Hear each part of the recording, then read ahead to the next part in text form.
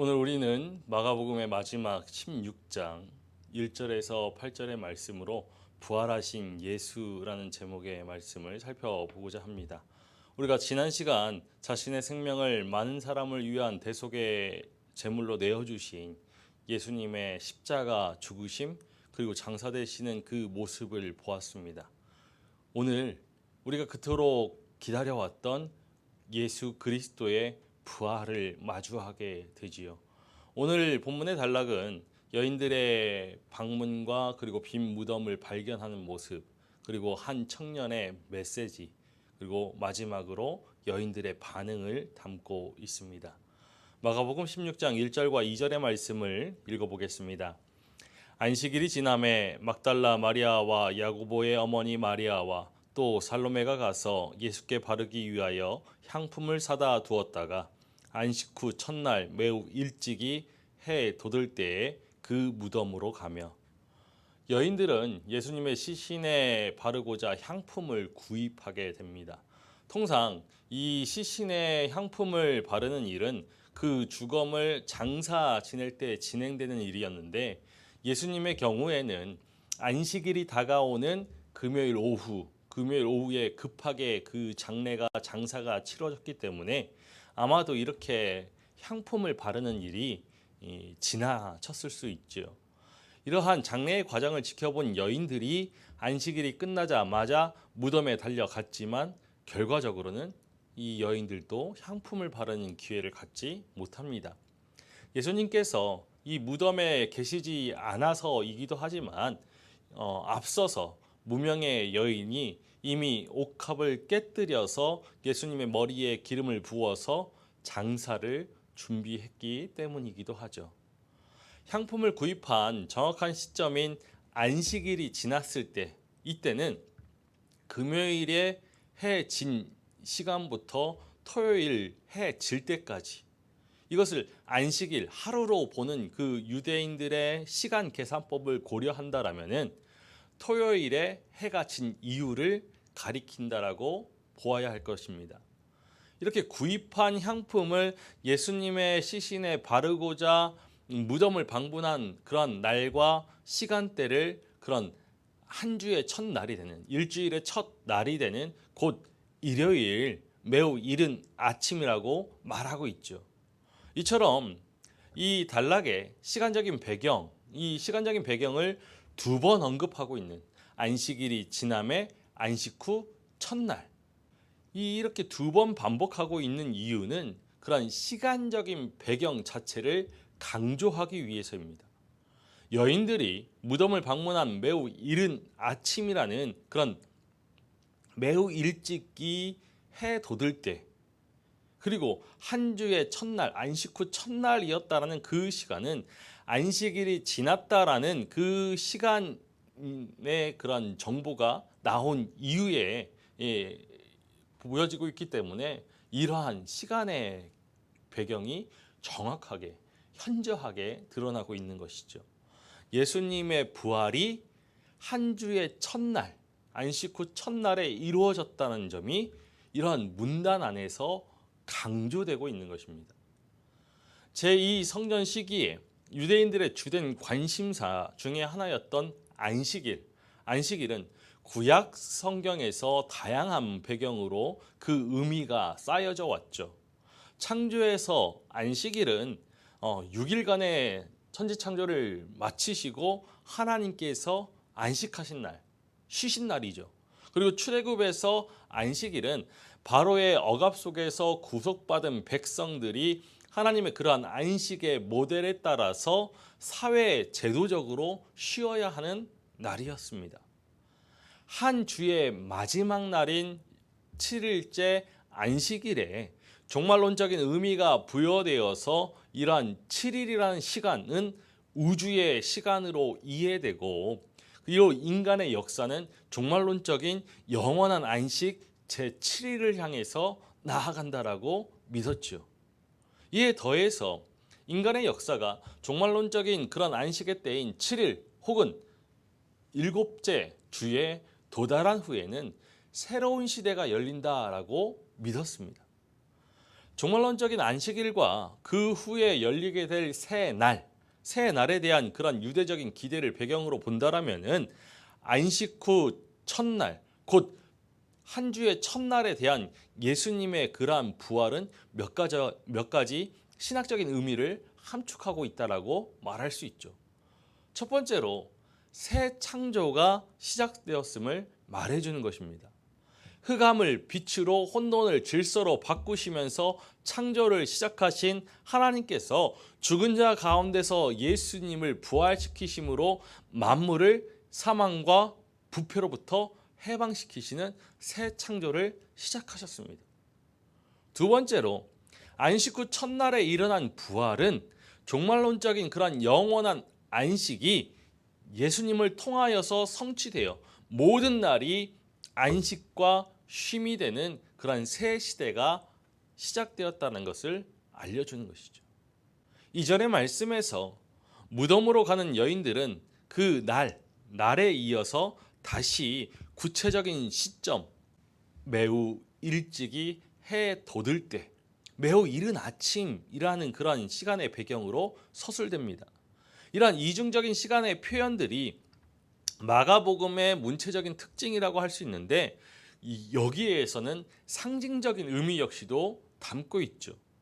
무덤으로 가는 여인들의 그 머리 위로 해가 떠오르는 장면, 그 장면은 부활의 빛이, 생명의 빛이 이미 이 시대를, 현 시대를 비추기 시작했음을 상징적으로 보여주고 있습니다. 이런 사실을 깨닫지 못하고 있던 여인들은 여전히 옛 시대에 속한 염려 속에서 무덤으로 나아가죠. 우리 마가복음 16장 3절과 4절의 말씀을 읽어보겠습니다. 서로 말하되 누가 우리를 위하여 무덤 문에서 돌을 굴려주리요 하더니 눈을 들어본즉 벌써 돌이 굴려져 있는데 그 돌이 심히 크더라. 무덤에 도착한 여인들은 돌이 이미 굴러져 있는 것을 목격합니다.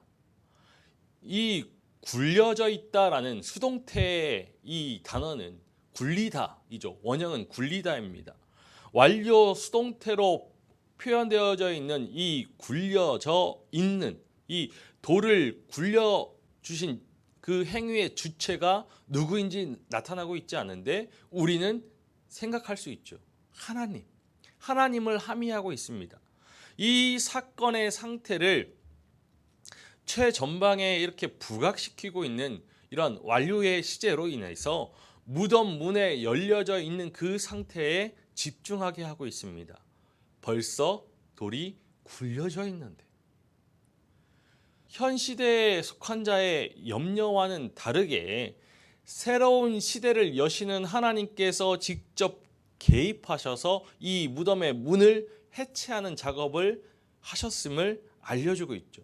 그런데 이 돌문의 크기를 설명하는 이 가르절, 이는 그것이 매우 컸기 때문이다라고 말하는 이 가르절은 초자연적인 하나님의 능력이 그 일에 개입했을 것이다라는 추론을 자연스럽게 하고 있죠.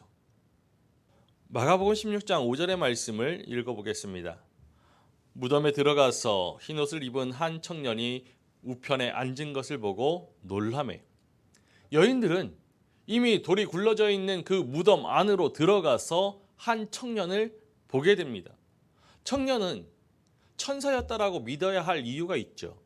그가 입은 희고 긴 겉옷은 천사의 옷이었고 천사는 구약 성경에서 또는 유대 문헌에서 곧잘 사람으로 그리고 혹은 젊은 사람으로 표현되어졌기 때문입니다. 그렇다면 왜 마가복음은 이 천사를 청년이라고 했을까? 이 질문에 답을 하려면은 우리가 먼저 마가복음의 그 시작과 끝, 이 시작과 끝이 메신저, 전령의 소식을 전달하는 그런 사건으로 숨이 쌍관되어 있다는 것을 기억해야 합니다. 31장과 16장의 첫 사건과 끝 사건을 보아야지요. 이 서두에서 전령의 역할은 광야에 있었던 세례 요한입니다. 세례 요한이 담당하고 있죠. 세례 요한은 낙타 털옷을 입고서 회개 세례를 전파하면서 갈릴리에서 예루살렘으로 가시는 예수님의 길을 예비합니다. 그런데 종결부에서 16장에서는 무덤에 있는 청년이 그 전령의 역할을 감당하죠. 그는 희고 긴 겉옷을 입고서 예루살렘에서 갈릴리로 돌아가신 예수님과 제자들이 다시 만날 수 있는 길을 안내합니다. 또 1장에서 세례 요한은 갈릴리 나사렛으로부터 온 예수님에게 세례를 주고, 또 마지막 16장에서는 이 청년은 나사렛 예수님께서 십자가에서 죽었다가 살아났다라고 알리죠. 마가복음은 이 종결부에 등장한 이러한 전령을 천사로 표현할 수 있음에도 불구하고 청년이라고 표현한 것은 이렇듯 서론부에 등장한 또 한 사람의 전령이었던 세례 요한과 연결고리를 형성하기 위해서였을 것입니다. 마가복음에 예수님의 그런 길 안내자 역할을 맡았던 사람들에 의해서 이 마가복음이 시작되고 마가복음이 종결되는 것이죠. 결과적으로 예수님과 예수님의 복음이 전파되기 위하여서는 전령이 필요했듯이 그 절정에 도달한 예수님의 이야기가 전파되기 위하여서도 청년이 필요하다라는, 전령이 필요하다는 그런 함의를 동시에 전달하고 있는 것이죠. 더불어서 이 청년의 옷 그리고 앉은 자세는 예수님을 떠올리게 합니다. 청년의 그 희고 긴 겉옷은 예수님의 옷이 변화산에서 매우 희게 빛났던 그 장면을 떠올려주고, 이 청년이 우편에 앉아 있는 것, 이것은 사내들인 신문에서 예수님께서 인자가 권능자의 우편에 앉은 것을 보게 될 것이다라고 말씀하신 그 말씀을 연상케 합니다. 이렇듯 청년이 가진 예수님과의 유사성은 이 청년이 부활하신 예수님에게 의해서 위임받은 전령이라는 것을 알게 하는 것이죠. 우리 마가복음 16장 6절의 말씀을 읽어보겠습니다. 청년이 이르되 놀라지 말라. 너희가 십자가에 못 박히신 나사렛 예수를 찾는구나. 그가 살아나셨고 여기 계시지 아니하니라. 보라, 그를 두었던 곳이니라. 청년은 이 빈 무덤과 없어진 예수님의 그러한 시신을 보고 놀란 여인들을 향하여서 말하죠. 놀라지 말라. 너희가 십자가에 못 박히신 나사렛 예수를 찾는구나. 이 청년은 이 여인들이 누구이고 또 무엇을 원하고 있는지를 알고 있습니다. 처음 만나는 그 시간임에도 불구하고 이 청년이 여인들을 알고 있다는 그 사실은 여인들이 이 청년의 말을 권위 있게 받아들일 수 있도록 만들었을 것입니다. 전령은 여인들이 누구인지 알고 있을 뿐만 아니라 예수님이 누구인지도 알고 있죠. 이 청년 전령은 부활하신 예수님을 여전히 그 지역에 따른 나사렛 예수로 말하고 있고 소개하고 있고, 또 죽음의 방식인 십자가에 못 박히신 분으로 소개하고 있습니다. 이 전체적인 이야기의 결말에서 다시 등장하고 있는 나사렛 예수라는 그 칭호의 그 의미를 알기 위해선 이 마가복음 전체에서 나사렛 예수라는 그 이름이 어떻게 사용되었는지를 기억해야죠. 마가복음 전체에서 나사렛 예수는 세례, 축기, 치유, 고난 등 다양한 주제와 연결되어져 왔습니다. 그런데 이 마가복음 전체 이야기의 종결부에 다다르니까 마가복음은 예수님을 십자가에 못 박히신 분, 그리고 나사렛 예수로 소개하면서 앞서 나사렛 예수가 가졌던 다양한 그러한 의미들, 그러한 이미지, 심상들을 십자가 아래로 모아놓죠. 그러면서 부활하신 예수님을 그 의미를 알아가는 일은 갈릴리 나사렛 사람으로 예수님께서 선포하셨던 사역들, 그리고 결정적으로 예수님께서 통과하신 그 죽음과 분리될 수 없다는 것을 보여주는 것입니다. 천사는 이어서 빈 무덤을 보고 놀란 여인들에게 예수님께서 부활하셨다라는 더욱더 놀라운 소식을 전하지요. 그가 살아나셨고 여기 계시지 아니하니라. 보라, 그를 두었던 곳이니라. 마가복음에서 살아나다, 이 살아났다라는 에게르테라는 동사는 일으킴을 받았다라는 그러한 뜻으로 다양한 맥락에서 사용되어졌는데, 대표적으로 걷지 못하던 중풍병자가 일으킴을 받았을 때, 그리고 죽었던 야이로의 딸이 소생되었을 때, 그리고 거짓 선지자가 등장할 때 모두 동일한 동사가 사용되어졌습니다. 물론 종말론적인 부활을 가리키는 맥락에서도 사용되어졌죠. 예수님께서 살아나셨다, 일으킴을 받았다라는 이 말은 예수님께서 그 몸이 죽은 상태로 있고 영만 되살아나서 불면에 들어갔다거나, 아니면 단순히 죽은 야이로의 딸이 소생되는 것처럼 단순하게 소생했다라는 것을 가리키는 것이 아닙니다. 일으킴을 받았다, 이것은 예수님의 그런 신체적인 부활, 그 부활을 가리킨다는 것이 자명하죠. 이어지는 빈 무덤에 관한 그런 마가복음의 기록, 여기 계시지 아니하니라. 보라, 그를 두었던 곳이니라 라는 그 말씀으로 확정됩니다. 구약의 말씀과 유대인들은 인간의 그런 몸의 변형과 이런 세상 만물의 갱신을 하나님의 종말론적인 약속으로 믿고 있었습니다.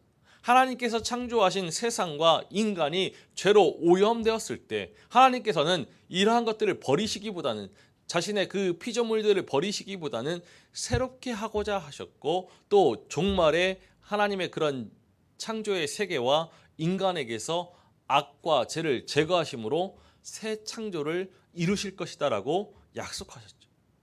종말에 일어날 일로 여겨졌던 이런 죽은 자의 부활, 죽은 자의 부활은 이런 악의 패배와 죄의 그런 사함, 죄사함과 함께 새 창조의 도래를 알리는 신호이죠. 그럼에도 유대인들은 부활을 모든 사람 혹은 순교한 의인, 이들에게 동시에 일어날 사건으로만 여겼고, 한 개인에게 개별적으로 일어날 일로는 생각하지 않았습니다. 메시아가 부활하리라 라는 그런 기대 역시 유대 문헌에서는 발견되지 않았는데, 왜냐? 부활은 죄와 악에 의한 죽음을 전제하기 때문에 죽은 메시아는 메시아일 수 없다라는 그런 판단이 있었기 때문일 것입니다. 부활에 관한 이러한 구약과 제2 성전 시기에 대한 그런 지식, 사상들은 예수님의 부활의 그런 의미를 이해하는 열쇠가 되죠. 본문의 말씀은 예수님께서 일으킴을 받았다, 일어났다가 아니라 일으킴을 받았다라고, 살아나셨다라고 수동의 의미를 전달하고 있습니다. 그러니까 일으킨 주체, 주어는 생략돼 있죠. 이 유대인들의 일신론적인 사상을, 그런 신앙은 어렵지 않게 이 일으킨 주체를 하나님으로 생각하게 합니다. 추측하게 하죠. 그럼에도 이 수동태에서 중요하게 여기는 그런 의미적인 무게를 담고 있는 것은 일으킴을 받은 예수님에게 있습니다. 결과적으로 하나님께서 종말에 하시겠다라고 하였던 새 창조가 예수님의 부활을 통하여서 그 안에서 시작되었다라는 것이 강조점이라는 것입니다. 무엇보다도 모든 사람에게 일어나리라고 믿었던 부활이 예수님에게서 먼저 일어났기 때문에 예수님은 새 창조의 시작이자 첫 열매입니다. 마가복음은 창세기 1장 2절에 그 하나님의 영이 수면 위에서 운행하였던 그 성령의 임재를 예수님께서 세례 때 경험하셨다라고 말함으로써 이제 앞으로 진행될 예수님의 그러한 사역은 새 창조의 일환으로 진행될 것이라는 것을 예상케 하였죠. 이제 마가복음의 종결부는 그 예상이 이제 예수 그리스도의 부활을 통하여서 성취되었다라고 말하는 것입니다. 부활은 또한 하나님 나라 선포의 그런 절정이기도 하죠. 예수님은 악의 통치를 종결하고 하나님의 다스림을, 하나님의 통치를 이 땅에 도래시키는 일을 소명으로 삼으셨는데, 부활은 그 소명이 성취되었음을 확증하는 것입니다. 사망은 죄의 결과라는 것을 고려한다면 이 사망을 이기신, 승리하신 부활은 죄 자체를 이겼다, 승리하였다는 것을 증명하기 때문이죠. 예수님께서 가져오신 하나님 나라는 죽음을 회피하기보다 도리어 그 죽음을 관통하여서 죽음으로 죽음을 이기심으로 실현되는 역설적 나라라는 것이 확인된 것입니다. 우리 7절의 말씀을 보겠습니다. 가서 그의 제자들과 베드로에게 이르기를 예수께서 너희보다 먼저 갈릴리로 가시나니 전에 너희에게 말씀하신 대로 너희가 거기서 배우리라 하라 하는지라. 이 전령 청년의 메시지는 예수님의 부활의 소식에서 여인들의 임무로 넘어가죠. 우리말 성경에는 기록되어져 있지 않지만 이 7절의 말씀은 접속사 알라로 시작합니다. 알라는 그러나라는 뜻도 가지고 있지만 그런 역행적인 뜻만이 아니라 이 알라가 명령법과 함께 사용되었을 때는 이 명령을 강화하여서 그런즉 이제라는 의미를 가집니다. 그러니까 이 7절의 알라는 이제라는 뜻으로 사용되어진다라고 보면은 앞선 6절의 말씀과 7절이 자연스럽게 이어지죠. 빈 무덤의 이유를 부활로 설명하고서 이제 그 부활을 근거로 여인들이 해야 할 소명을 이야기하는 것입니다. 이제 가서 그의 제자들과 베드로에게 이르기를. 부활 증인의 역할이 이 여인들에게 맡겨졌다라는 사실에 우리가 주목해야 하죠. 고대 유대 사회에서 여성은 법적으로 증인의 자격이 없었다라는 것을 기억한다라면은 이 마가복음서의 이 같은 기록은 놀라운 것입니다.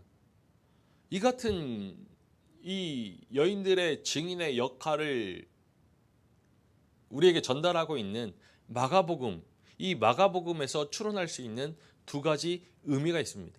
그것은 부활의 역사성이죠. 빈 무덤과 이 부활의 이야기가 거짓이다, 허구를 기초로 조작된 이야기다 라고 한다면은 이 여성을 부활의 증인, 부활의 목격자로 기록하는 것은 얼토당토 않는 이야기입니다. 터무니없는 이야기인 것이죠. 그러니까 따라서 당시 사회가 증인의 자격을 부여하지 않았던 이 여인들이, 여성이 부활의 증인으로 등장하는 복음서의 기록은 역사적인 사실을 있는 그대로 담으려는 시도의 결과라고 볼 수 있다는 것입니다. 그러니까 부활은 사실이다, 역사적인 사실이다라는 것을 여성들을 통해서 오히려 증명하려고 하였던 것이죠. 다음으로 우리 부활하신 예수님의 그런 명령이 여성들을 통하여서 전파되도록 한 그 사실이 가진 사회적인 신학적인 의미가 있습니다.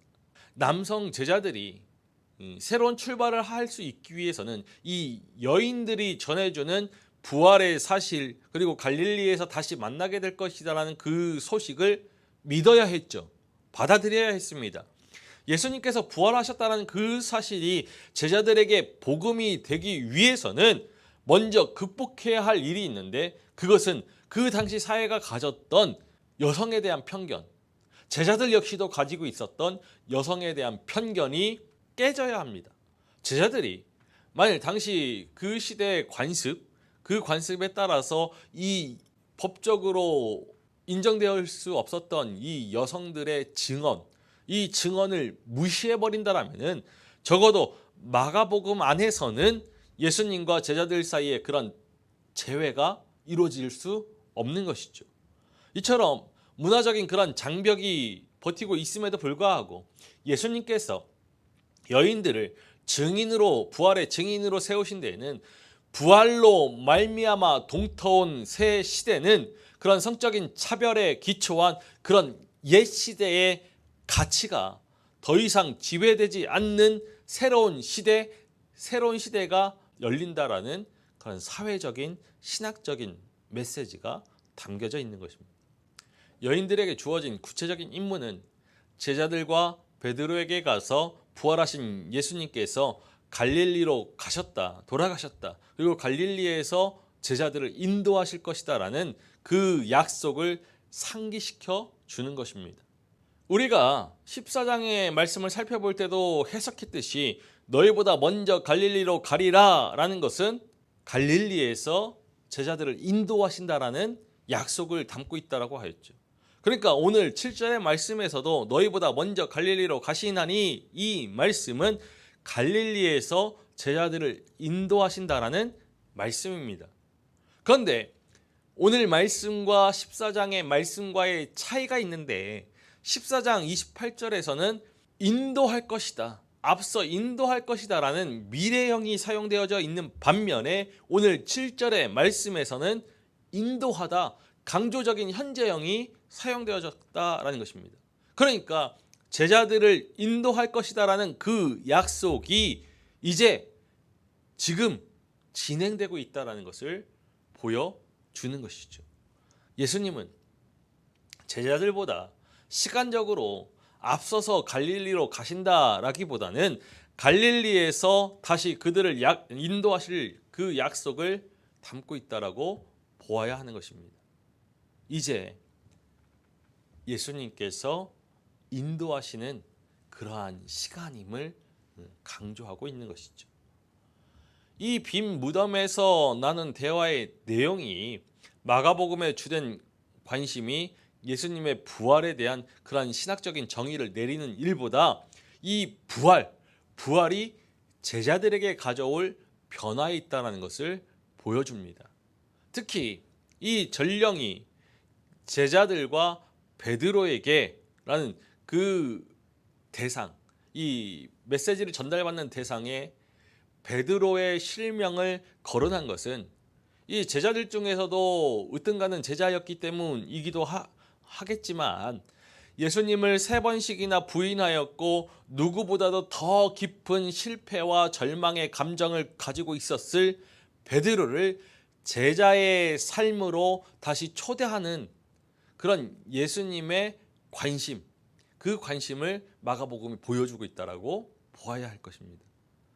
이러한 관심은 이어지는 너희가 거기서 배우리라 라는 말씀에도 나타나 있는 것이죠. 거기서는 갈릴리이죠. 도망간 제자들이 어디로 흩어졌는지에 대한 정보를 마가복음은 주고 있지 않는데 이 갈릴리는 예수님께서 의도적으로 선택하신 다시 만나야 하는 그런 공간으로 장소로 보아야죠. 갈릴리는 초기에 예수님의 그런 사역의 초기에 4명의 제자들이 제자로 부름받은 곳이었고 제자 12를 선택하여서 12를 알려주셨던 그런 장소이자 하나님 나라의 비밀이 제자들에게 주어진 곳이기도 합니다.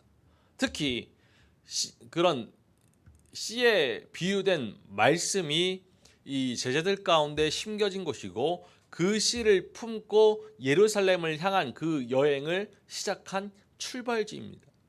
그리고 그 여행 중에 베드로를 비롯한 제자들이 돌바심이 드러났고 결국 그들은 걸려 넘어졌죠. 하지만 부활 이후에 제자들이 다시 갈릴리에서 예수님을 만나게 될 것이다라는 그 메시지는 갈릴리에서 예루살렘으로 여행을 다시 시작하자라는 예수님의 부르심이고 또 다시 씨를 뿌리고 돌밭을 개간하는 그러한 일들을 하시겠다라는 도전의 말씀입니다. 사실 예수님께서 그 사역 초기에 제자들 4명을 부르신 이유는 사람들을 낚는 어부로 삼기 위해서였죠.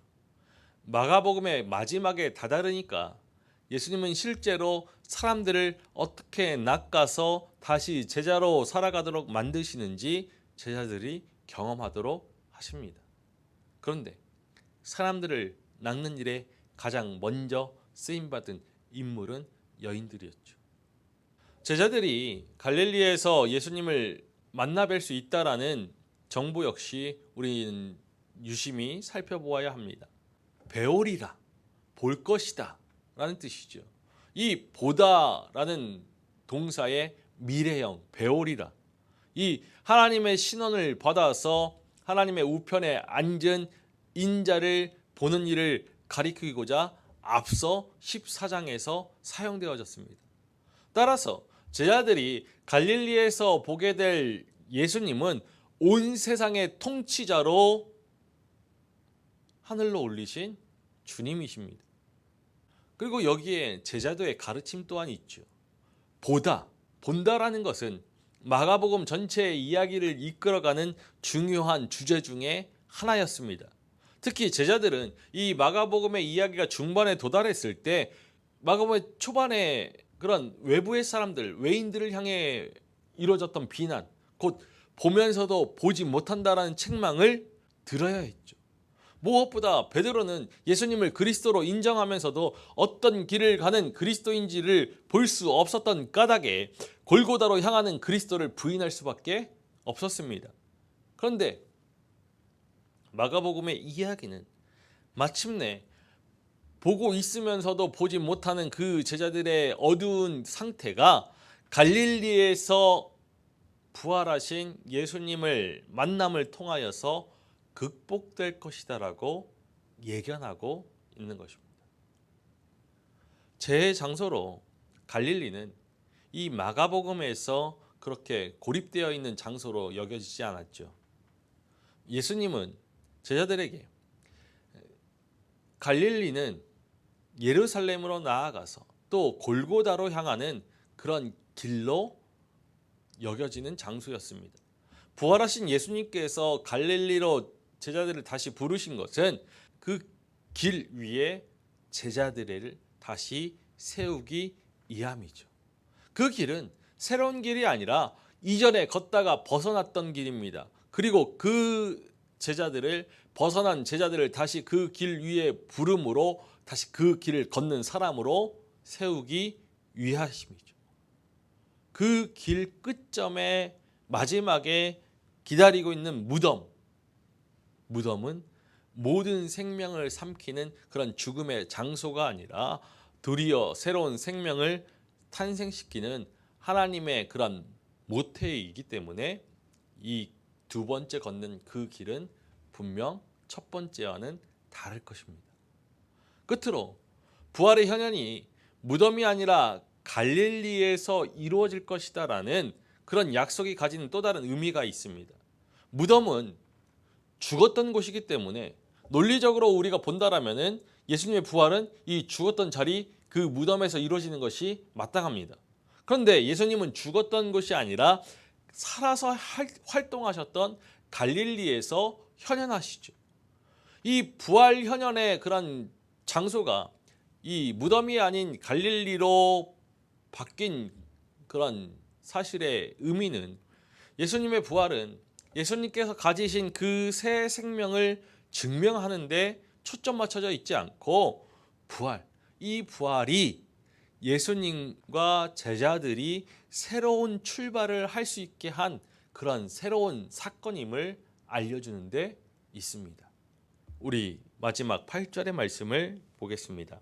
여자들이 몹시 놀라 떨며 나와 무덤에서 도망하고 무서워하여 아무에게 아무 말도 하지 못하더라. 이 청년 전령의 메시지를 들은 여인들의 반응에 대한 서술은 이중적입니다.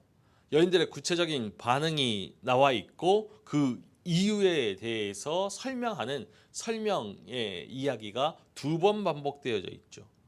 이 전령의 이야기를 들은 여인들이 무덤에서 도망하였는데 그 이유는 몹시 놀라서 떨었기 때문입니다.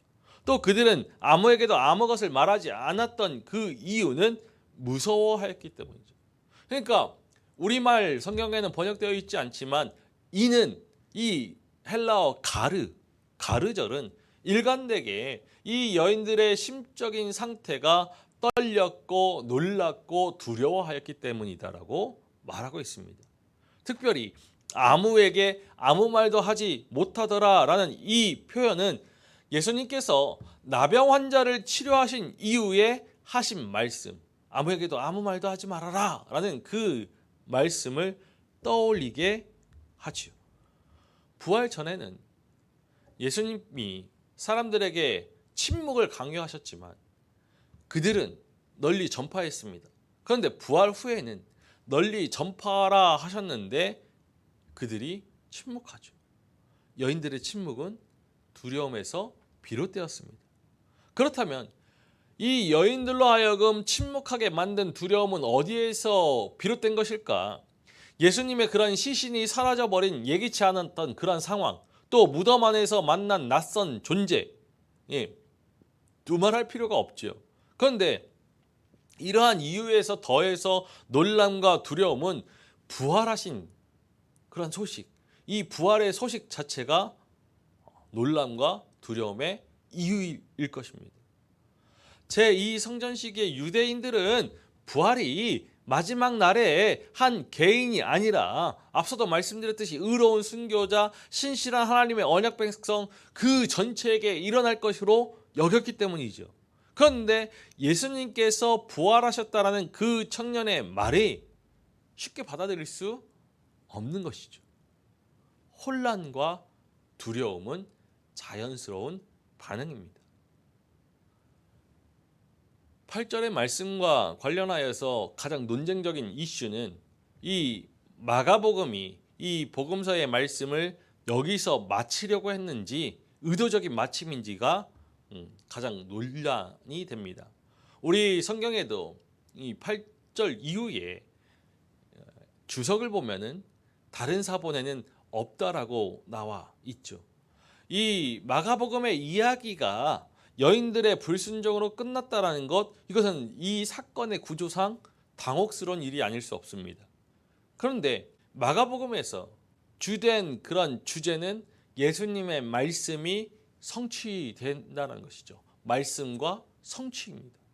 예컨대 예수님의 순환 그리고 부활을 예언하신 그 모든 것들이 성취되었습니다. 그리고 베드로의 실패를 예언하신 것이 성취되었죠. 이렇듯 말씀과 성취, 예언과 성취가 주제였습니다. 그렇다면 앞선 14장 28절 말씀과 그리고 오늘 7절에서 확인되었던 갈릴리에서 제자들을 다시 만나게 될 것이다라는 예수님의 예언 역시 성취되어야 하는데, 그것이 우리가 마가복음에서 확인되어졌던 그런 말씀과 성취, 예언과 성취의 구조인데, 마가복음에서 우리가 확인할 수 있는 것은 예수님께서 선포한 하나님 나라가 이 땅에 도래하는 역설적인 방식 때문입니다. 복음서 전체가 하나님의 나라가 이 땅에 도래하는 그런 역설적인 방식을 증명하지만 무엇보다 그 마지막은 죽어서 들어간 그 무덤이 부활을 태동하는 하나님의 모태로 바뀐 이야기라는 것을 역설의 절정으로 볼 수 있죠. 그렇다면 부활의 소식을 전파하도록 파송되었던 이 여인들의 침묵, 그 침묵이 하나님 나라의 무력함을 드러낸다라고 볼 수는 없습니다. 도리어 그 침묵이 또 다른 복음 전파의 기초가 될 수 있는 것이죠. 왜냐? 예수님의 하나님 나라는 그렇게 전파되어 왔기 때문에. 물론 마가복음이 이 16장 8절의 말씀이 끝이고 여인들의 침묵이 어떻게 하나님 나라 전파의 계기로 변화되어 있는지는 더 이상 서술하지 않습니다. 이 성경에 고대 사본에 담긴 마가복음은 16장 8절의 말씀에서 끝이 나는 것이죠.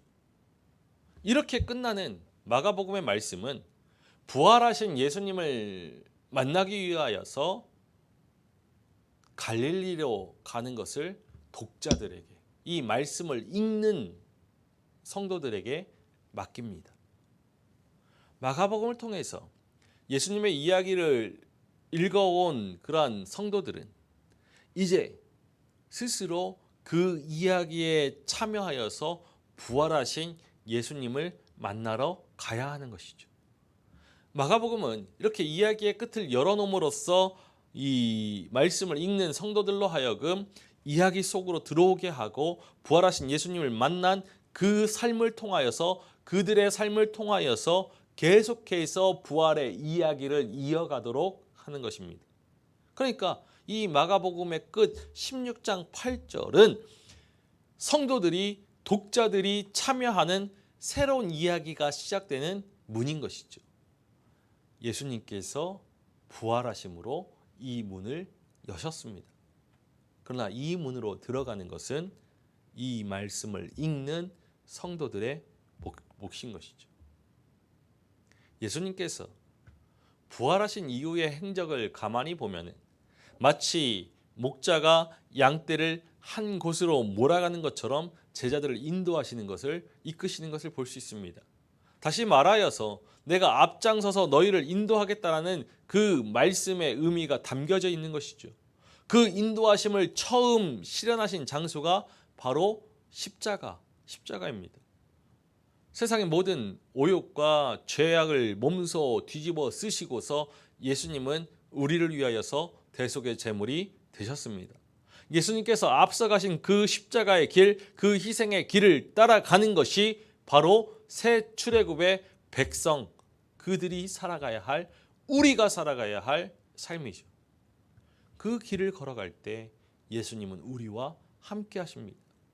그리고 우리를 사랑하시되 끝까지 사랑하시죠. 끝까지 사랑하신다는 것, 그것은 우리 인생 가운데 하나님의 뜻이 이루어지는 그 순간까지 절대 우리를 포기하지 않으신다라는 뜻입니다.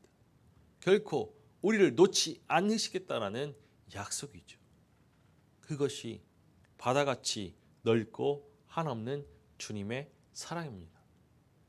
십자가에서 죽으시고 죄와 사망의 권세를 무너뜨리시고 다시 살아나신 새 출애굽의 메시아 그리스도 예수의 사랑 안에 머물면서 우리 삶의 자리에서 우리에게 맡겨진 십자가 부활의 복음을 증거하는 예수 그리스도의 사람이 되는 그 사명을 감당할 수 있는, 온전히 감당할 수 있는 우리 모두이기를 주님의 이름으로 간절히 축원합니다.